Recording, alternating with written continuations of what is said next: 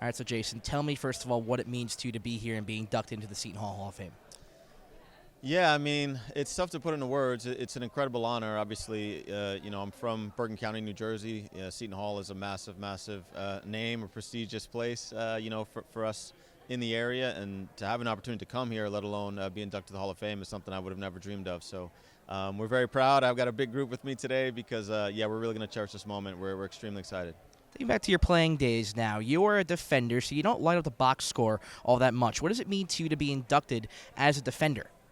Yeah, I think it's a massive tribute to the folks, I think, here at the university and part of the athletics department who are able to kind of recognize someone like myself.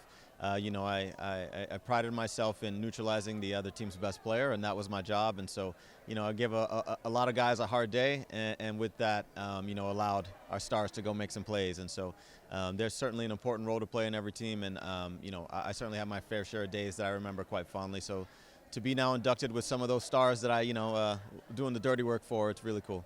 Well, as a freshman, as a starter, you guys went to the Sweet 16. It's tough to be, a player adapting to the college game, but what did it mean to you to be a freshman starter and go all the way to the Sweet 16? Yeah, it was incredible, honestly. We had such a strong team, incredible not only players but people. And so to do some of the things we did and to go down to UVA and beat an undefeated team and really have a bit of a Cinderella story, I think really it set the stage for myself and for our class in 2001 to really shoot for the stars and really have high belief in ourselves and set high targets for ourselves every year. And so that freshman year is a special one, certainly as a young man and a young player. So one that certainly lives in the memory banks for sure. Well, it wasn't just 2001. You went to 4 NCAA tournaments. How tough was that? It was incredibly tough. I think obviously as time has gone on, there's been some realignment with the different conferences, but the Big East at that time, with the likes of St. John's and UConn and some programs that were historic and quite strong, every week it was a battle with some players that you knew would turn pro. And so those times certainly were incredibly important to show consistency, and to think that you can be in the NCAA tournament 4 years in a row with that level of competition, I think was an accomplishment in of itself. And then after your playing days, you end up going pro. You're a supplemental pick in the MLS draft. You end up winning a championship as well. Talk about your time as a pro. Yeah, I think, my time as a pro in some ways, I think reflected my time in the NCAA is, I wasn't, call it the most highly recruited player coming in, but was able to get my foot in the door and really maximize my chances. And it was the same with the pro game, really entering kind of as a supplementary piece and turning it into a 14-year career.